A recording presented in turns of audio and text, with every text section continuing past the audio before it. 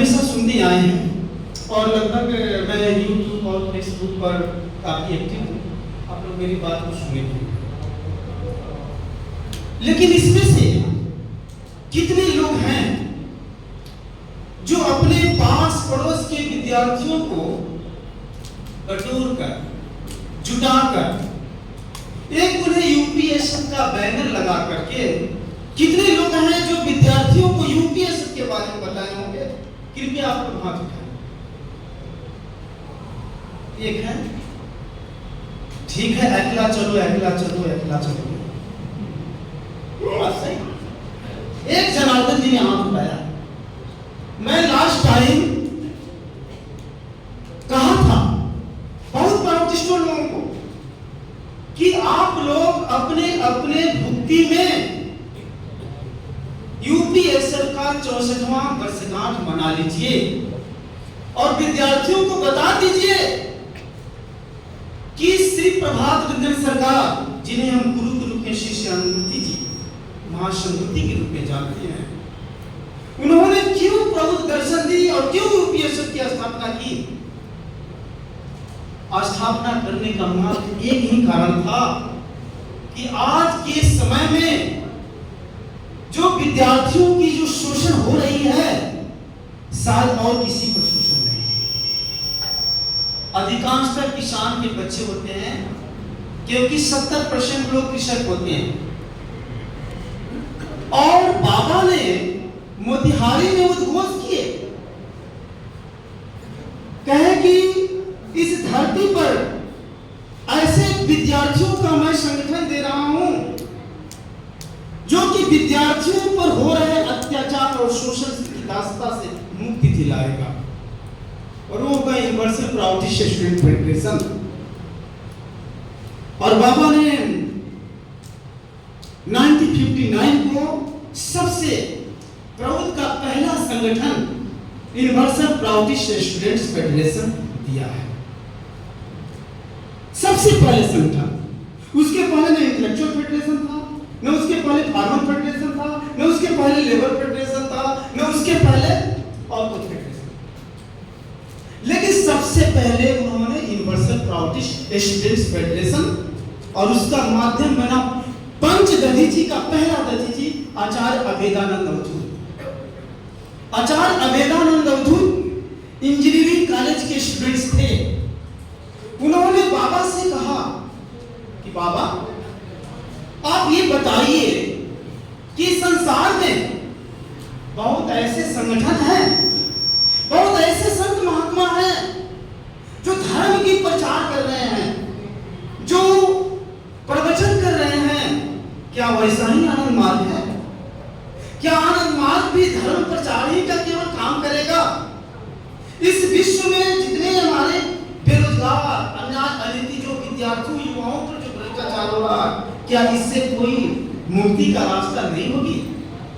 तो बाबा ने वही 5 फंडामेंटल प्रिंसिपल्स की सूत्र तो दे चुके थे बाबा पहले आइडिया एंड एंथोलॉजी में, लेकिन उन्हें 5 फंडामेंटल फैक्टर्स को बताते हुए और विस्तारित रूप से उन्होंने बाबा ने कहा कि देखो, अब इस धरती पर एक ऐसा थ्योरी आ चुका है कि जिस थ्योरी को तुम लोग जैसे युवक लोग लेकर के आगे बढ़ोगे तो शायद ही नहीं, यह पूरे संकल्प के साथ कहते हैं बाबा कि आने वाले धरती पर ऐसी कोई छात्र संगठन नहीं बना जो कि यूपीएससी यूनिवर्सल प्राउडिस्ट स्टूडेंट फेडरेशन, क्योंकि जितने छात्र संगठन हैं कोई ना कोई पॉलिटिकल पार्टी से उनका लगाव है और उस पॉलिटिकल पार्टी की वो एजेंडा को लेकर के चलते हैं।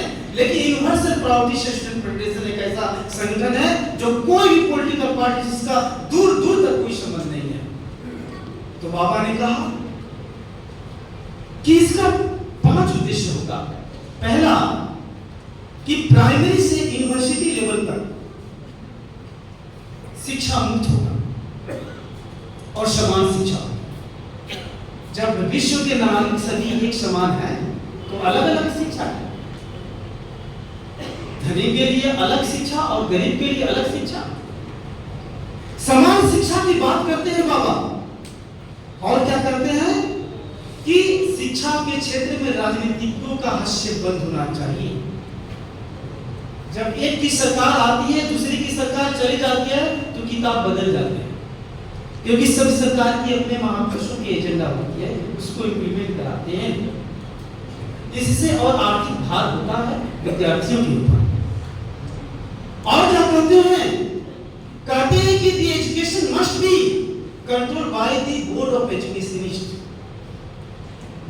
शिक्षा राजनीति से, राजनीतिक हस्तक्षेप से मुक्त होना चाहिए, और शिक्षाविदों के द्वारा परिचालित होना चाहिए। और शिक्षाविद कौन होंगे? जो समाज में है, सोशल प्रेसिक्टर, वो है शिक्षक, वही है शिक्षाविद। तो शिक्षा की जो आज की जो स्थिति है कि शिक्षकों को अन्य अन्य कामों में इतना व्यस्त किया जाता है कि बच्चों पर ज्यादा ध्यान नहीं दे पा रहे हैं। इसलिए शिक्षा शिक्षाविदों के द्वारा परिचालित होनी चाहिए। और क्या कहते हैं कि शिक्षा का माध्यम मातृभाषा होनी चाहिए। आपको मैं बता दूं कि जिसकी पढ़ाई लिखाई मातृभाषा में होती है, उसका मैथमेटिक्स बहुत अच्छा होता है, और जिसकी पढ़ाई लिखाई मातृभाषा में नहीं होती है, उसका मैथमेटिक्स बहुत वीक होता है। ये आप समझ लीजिए। इसलिए बाबा ने कहा कि मातृभाषा में पढ़ाई लिखाई होनी चाहिए, और क्या कहते हैं कि एक लिंग भाषा भी होनी चाहिए, संपर्क भाषा। मान लीजिए महाराष्ट्र का लड़का आज बिहार में पढ़ रहा है, तो एक लिंग भाषा होना चाहिए, या तो संस्कृत हो या तो इंग्लिश हो, वो होगा विश्व की जो भाषा होगी उसी को लिंगुआ फ्रैंका लैंग्वेज कहते हैं। और क्या कहते हैं कि there should be job oriented education. पढ़ लिख गया लड़का, लेकिन जो पढ़ाई किया उसका इंप्लीमेंटेशन क्या है उसको पता नहीं। इसीलिए उसकी शिक्षा होनी चाहिए रोजगार परक, कि शिक्षा के बाद में उसकी रोजगार की गारंटी सुनिश्चित हो सके। और यह यूपीएससी का उद्देश्य है कि after education 100% employment should be guaranteed to all students. ऐसा कोई नीति नहीं करता है, ऐसा कोई नीति बना ही नहीं सकता है बिना प्रभुत्व का। इसलिए नहीं बना सकता है कि सभी केवल थोथा, केवल लिपापोती है। 100% रोजगार की गारंटी का केवल नेता लोग लॉलीपॉप दिखा करके, बल्कि कंपटीशन के नाम पर विद्यार्थियों से लूटा जाता है, पैसा कलेक्ट किया जाता है। अगर 100 सीट है तो उसके लिए लाखों विद्यार्थी वैकेंसी भरते हैं, जो अरबों रुपया कमा लिया जाता है विद्यार्थियों से, और कुछ लड़का लोगों को उसी के नाम पर रोजगार दे दिया जाता है। और हमारे जो जनमानस, जो माता पिता हैं, वो सीधे के सीधे हैं, वो देखते रह जाते हैं कि मेरा बेटा क्यों नहीं सिलेक्ट हो पा रहा है। तो इसलिए बाबा कहे कि एजुकेशन के बाद 100% रोजगार की गारंटी होगा। इसके लिए यूपीएससी आंदोलन करेगा। और हम लोग कॉलेज यूनिवर्सिटी में जा करके बहुत जगह पर तो हमारे स्टूडेंट्स लीडर भी चयनित हो चुके हैं, लीडर के रूप में यूनिवर्सिटी में जीत चुके हैं। और मैं कह रहा हूं कि आने वाले समय में यूपीएससी को ज्वाइन करने के लिए बहुत ऐसे विद्यार्थी जो है सोशल साइट्स को देख करके वो आएंगे, और आ भी रहे हैं। और मैं कहता हूं कि सिर्फ केवल इस यूनिवर्सिटी कॉलेज में, जितने दुनिया की यूनिवर्सिटी कॉलेज है, उसमें केवल यूपीएससी का नारा बजेगा। और ये 5 जो एम एंड ऑब्जेक्ट्स है यूपीएससी का, उसी के माध्यम से ही यह विश्व का कल्याण हो सके। तो इसलिए यह हम तमाम जो हमारे प्राउटिस्ट यूनिवर्सिटी के लोग आए हैं, आप यूपीएससी को इग्नोर नहीं करेंगे। ये मेरा करबद्ध प्रार्थना है, चाहे वह दादा हो या दीदी, सभी एक्टिव आप प्राउटिस्ट हैं। आप लोगों को अगर अगले बार 15 सितंबर 1959 को बाबा ने दिया, तो अगले बार सितंबर महीने में आप लोग एक कम से कम बैनर बना करके कोई आसपास की स्कूल कॉलेज में यूपीएससी का एम एंड ऑब्जेक्ट्स और उसकी जो उद्देश्य है और उसका डिमांड है, जो उसके बारे में बताएंगे, और उसी के आधार मान करके विद्यार्थियों को भाषण प्रतियोगिता कराएंगे।